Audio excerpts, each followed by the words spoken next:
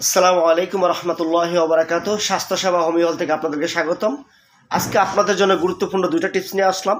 প্রথম টিপস, প্রতিদিন সকালে ফজর নামাজ পড়ে হাঁটবেন, 1 কিলো 2 কিলো হাঁটবেন।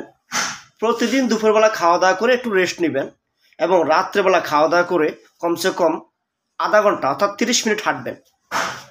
দ্বিতীয় টিপস, ঠিকমতো খাওয়া দাওয়া করবেন এবং যদি আপনার বাড়ি থেকে বাজার দূরত্ব বেশি হয় এবং একটু কাছে হয়, প্রতিদিন হেঁটে যাবেন, হেঁটে আসবেন।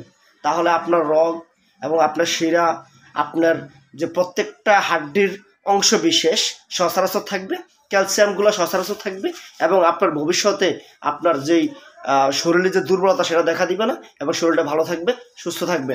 এই আশা ব্যক্ত করে আমার সবাই ভালো থাকবেন, সুস্থ থাকবেন, দোয়া করবেন আমাদের জন্য এবং ভিডিওটা ভালো লাগলে অবশ্যই লাইক কমেন্ট শেয়ার করবেন। সুস্থ থাকবেন। আসসালামু আলাইকুম রহমতুল্লাহি ওয়া বারাকাতুহু।